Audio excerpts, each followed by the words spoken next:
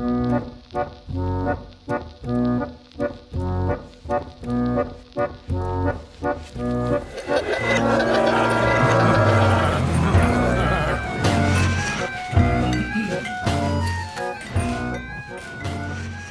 Diablo Swing Orchestra dates back to 1501 in Sweden, where history tells the tale of an orchestra that played like no other, with music so seductive and divine that the ensemble overwhelmed audiences all over the country.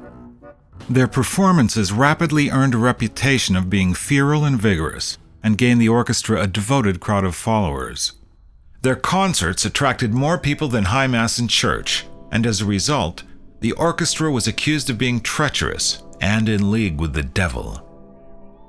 The members were accused of being everything from heretics to the spawn of Satan.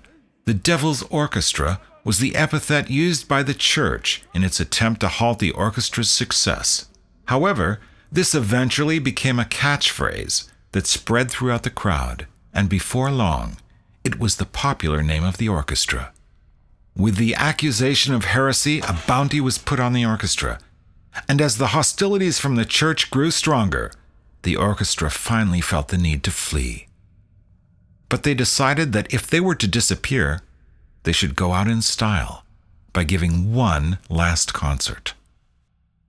Before doing so, they all signed a pact, saying that their descendants were given the task of reuniting the orchestra in 500 years, and that they should continue the orchestra's work of spreading thought-provoking music. 6 envelopes were sealed and given to trustees of the orchestra to pass on to family members. The final concert was a great success. Thousands of people came to see it, and the massive sing-along of the crowd made the performance the most talked about in history. Eventually, the armed guards arrested the orchestra. They were subsequently sentenced to death by hanging.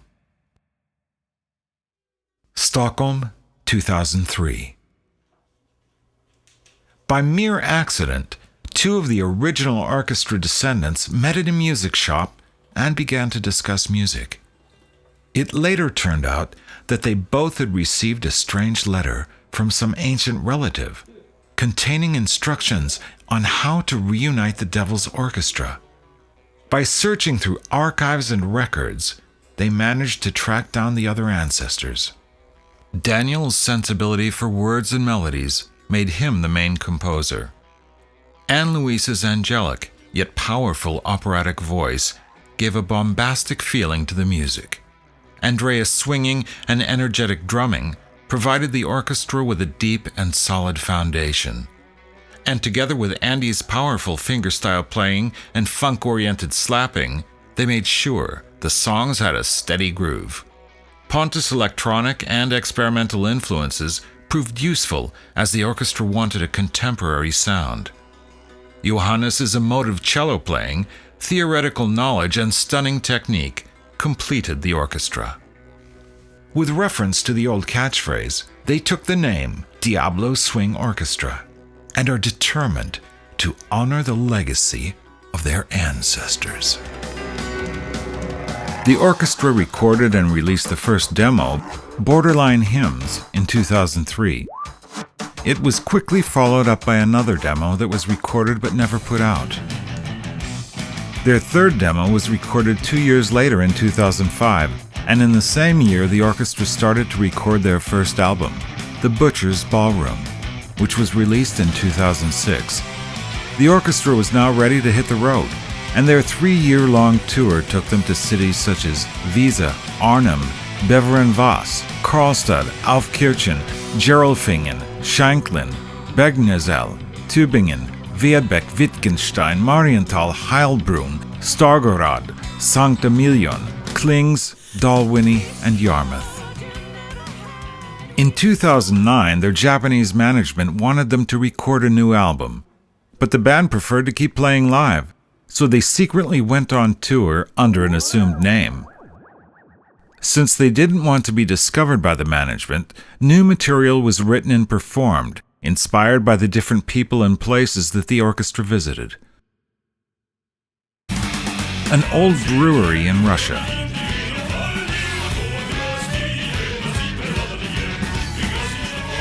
crowded alehouse in Germany.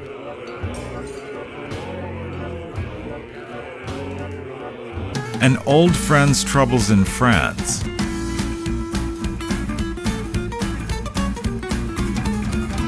A brief love affair in Spain.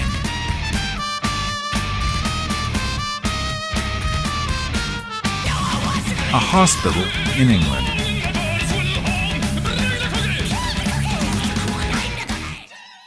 Upon returning to Sweden, they resumed contact with the management, and after a lengthy scolding, they finally managed to explain that they were ready to record. The band's only demand was that Roberto Laghi was to produce the album. On that same day, they went to the IF studios and instantly started to record.